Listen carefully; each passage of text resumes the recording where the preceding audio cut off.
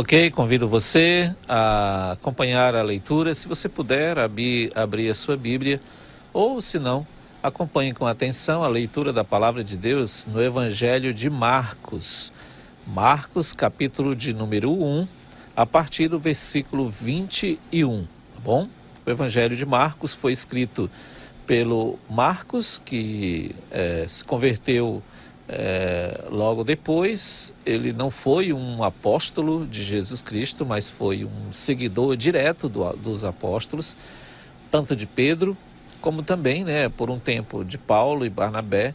Mas Marcos é mais próximo de Pedro, tanto é que alguns consideram que Marcos tenha escrito este evangelho como que narrado pelo apóstolo Pedro, tá? E o Evangelho de Marcos é um evangelho que trata muito do poder de Jesus, daquilo que ele exerce sobre as trevas e sobre a dureza do coração e também sobre as enfermidades, para mostrar aos gentios o poder deste evangelho, o poder de Cristo para salvar, para curar e para restaurar. Bom, o Evangelho de Marcos, no capítulo 1, versículo 21 em diante, vai dizer assim: Depois entraram em Cafarnaum, e logo no sábado foi ele ensinar na sinagoga. Maravilhavam-se da sua doutrina, porque os ensinava como quem tem autoridade e não como os escribas.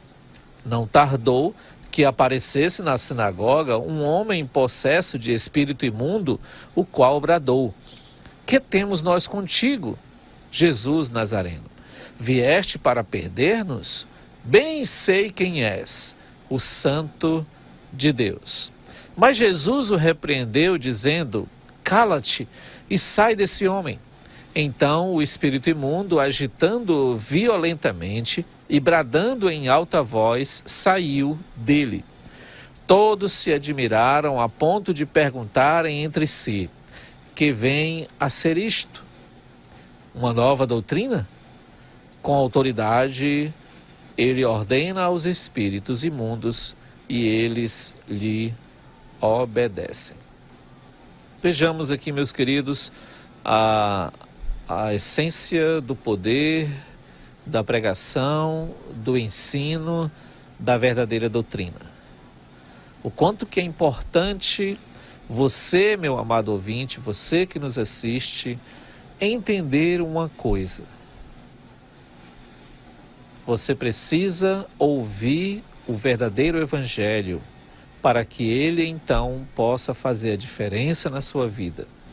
Você precisa ouvir então a verdadeira doutrina, o verdadeiro ensino, porque doutrina é ensino.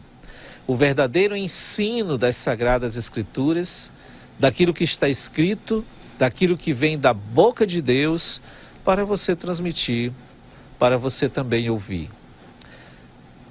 Isso é tão fundamental para a vida da igreja, que a igreja não sobreviverá se não houver verdadeira pregação, se não houver verdadeiro ensino, se não houver verdadeira doutrina.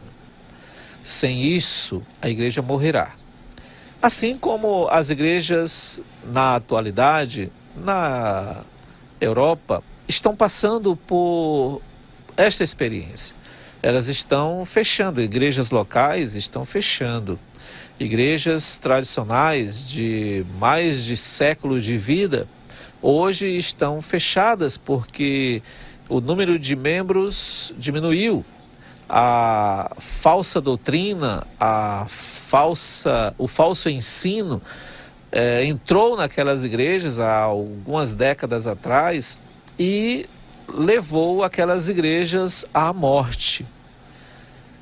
Também no Brasil não tem sido diferente quanto às falsas doutrinas, o falso ensino, a falsa pregação. A pregação às vezes até sendo fraca e colocada de lado. O que está valendo mais são as apresentações musicais, teatrais ou coisas desse tipo. Mas nesse texto nós vemos a importância da verdadeira mensagem, A importância de você dar ouvidos e estar fixado em uma igreja, como membro de uma igreja que prega o verdadeiro evangelho e que prega este evangelho com poder. Note comigo que Jesus ele estava peregrinando por algumas cidades e ele chega à cidade de Cafarnaum, uma das cidades que ele morou por um tempo, que ele cresceu, e ele era conhecido ali como um carpinteiro ou filho de carpinteiro, tá? E é interessante notar que logo no sábado, porque os judeus se reuniam no sábado, o sábado é o dia do Senhor, e foi logo no sábado fazer o quê? Ensinar na sinagoga. Jesus, ele tinha a convicção, o hábito de ir nas sinagogas para ensinar o evangelho verdadeiro, visto que na época de Jesus, os líderes da época, os sacerdotes da época, sejam das seitas dos fariseus ou dos saduceus ou outra seita da época, eles não ensinavam o verdadeiro evangelho. Eles estavam lá, mas não ensinavam a Cristo verdadeiramente. O Cristo que era prometido desde os tempos antigos, desde Gênesis 3, quando a palavra de Deus, o próprio Deus prometeu que iria enviar, vindo de uma mulher, da semente da mulher, alguém que pisaria na cabeça da serpente. E todos os profetas, todos os anunciadores, os salmos, eles vêm anunciando a vinda do Messias. Só que os líderes daquela época, que Jesus estava ali em Cafarnaum, eles estavam ensinando textos fora de contextos.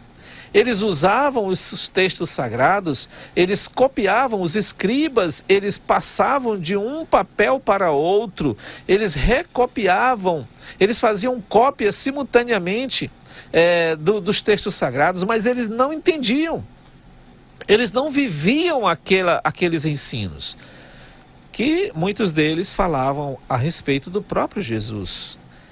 Isto estava causando uma cegueira espiritual, isso estava causando uma mornidão espiritual e até mesmo uma morte espiritual na vida daquelas pessoas que iam nas sinagogas todos os sábados para ouvir alguma coisa de Deus e acabavam que não ouviam nada a respeito de Deus.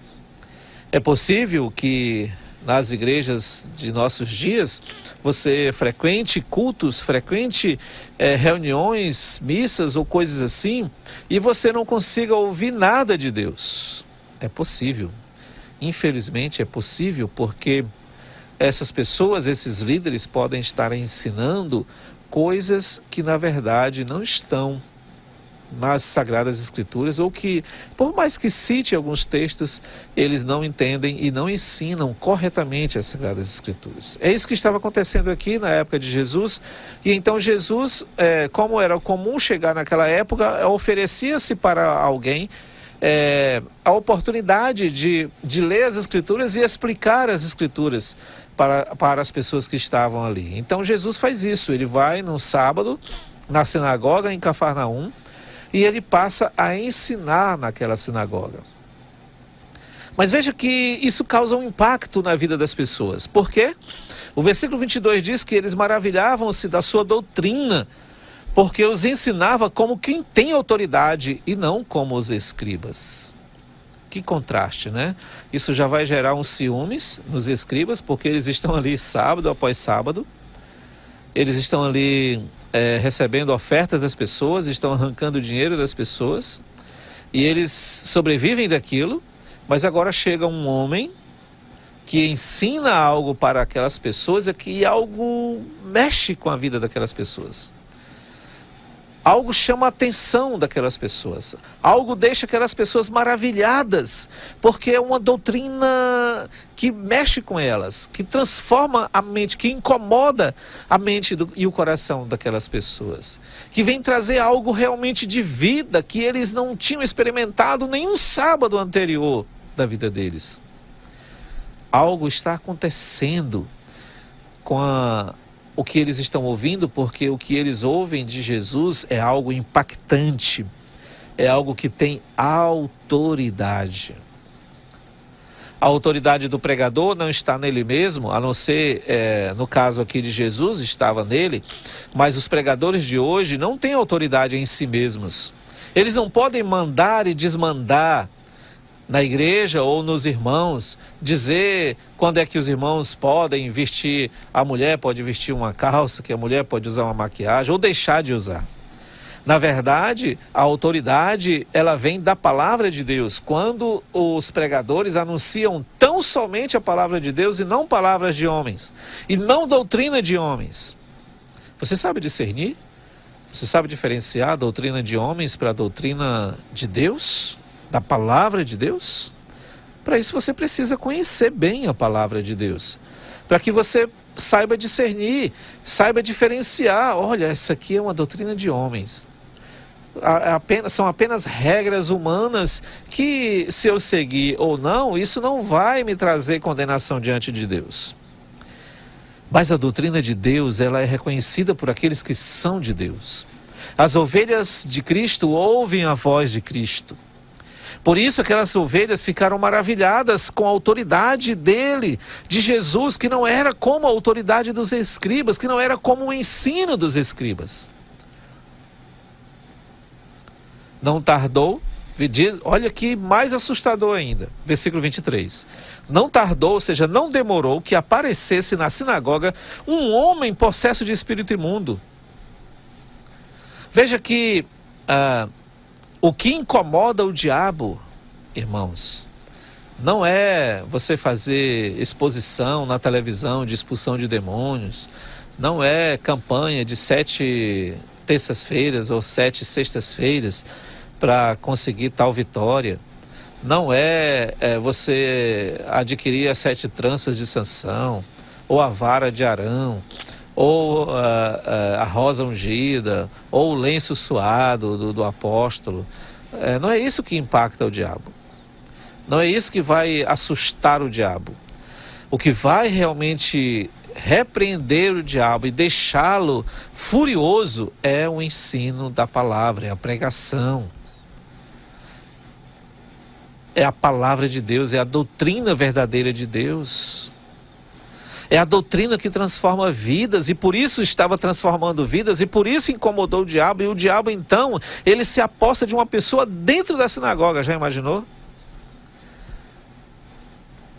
Isso prova também de que não somente os falsos líderes podem estar dentro da igreja, como também o próprio diabo, o próprio demônio pode estar dentro da igreja. Ele pode estar tentando enganar você. Porque a maior ação do inimigo, a maior ação do diabo é de fato enganar. O Senhor Jesus diz que ele é mentiroso desde o princípio. A arte dele é enganar, é iludir, é mentir, é tecer falsas doutrinas, falso ensino, falsa pregação, para que as pessoas sejam enganadas e nunca se convertam, nunca mudem de vida. Frequentem todos os domingos a igreja, mas nunca sejam transformadas, nunca sejam mudadas, nunca sejam maravilhadas, nunca sejam impactadas pelo Evangelho. Mas o Evangelho de nosso Senhor Jesus Cristo, quando ele é pregado fielmente, quando ele é ensinado fielmente, isto causa verdadeiro impacto, mudança de vida. E causa também impacto nas trevas, no reino das trevas. O diabo não fica feliz, por isso ele ataca, é verdade. Por isso devemos orar pelos pregadores, pelos que nos ensinam. Por isso devemos interceder por ele não só na hora da mensagem, mas enquanto eles estão preparando a mensagem. Enquanto eles estão na guerra, na batalha, em oração pela sua vida, para que a mensagem de Deus alcance o seu coração, alcance a sua vida e transforme o seu ser. Por isso também nós devemos estar atentos que, pelo diabo não estar feliz, ele bradou, diz o final do versículo 23. Ele gritou: que temos nós contigo, Jesus Nazareno? Vieste para perder-nos. Bem sei quem és, o Santo de Deus. Ou seja, o diabo, ele ficou inquietante, e ele então sabia que a pregação é que ia fazê-los perder, eles se perderem. Então, mais do que ficar expulsando demônio, mais do que ficar isso, que as pessoas perguntam, pastor, na sua igreja se expulsa demônio? Eu falei, sim, todas as vezes que pregamos o evangelho verdadeiro. E às vezes que fui repreender um espírito que estava se apossando de alguém, simplesmente cheguei lá, abri a Bíblia, preguei o evangelho e orei. E eu sei que todas as vezes que pregamos o evangelho verdadeiramente, que todas as vezes que você, amado ouvinte, você que nos assiste, quando você ouve o verdadeiro evangelho de Jesus Cristo, você está expulsando Satanás da sua vida. Porque ele não gosta do evangelho. Ele odeia o evangelho. E ele não vai ficar no mesmo lugar onde o evangelho está prevalecendo. Onde o evangelho está sendo ouvido, está sendo atendido, obedecido. Onde a doutrina de Cristo está sendo ensinada. E o evangelho estava sendo ensinado, e ele reconheceu, olha, o homem de Nazareno, Jesus Nazareno, vieste fazer-nos perder-nos? Eu bem sei quem tu és. Essa é uma confissão que muitas pessoas que estão dentro da igreja não faz. Porque o diabo, ele confessou Jesus como o Santo de Deus, e de fato é. Nisso ele não mentiu. Mas ele fez isso para que Jesus fosse logo alvoroçado, né, pelas pessoas que estavam ali ao redor, para que logo Jesus fosse impedido de ir à cruz. Essa era a intenção de Satanás. Ele falou isso, ele reconheceu, e reconheceu acertadamente que Jesus é o Santo de Deus, mas com más intenções. Com a intenção de fazer com que Jesus fosse logo morto e não levado à cruz, como era o propósito de Deus.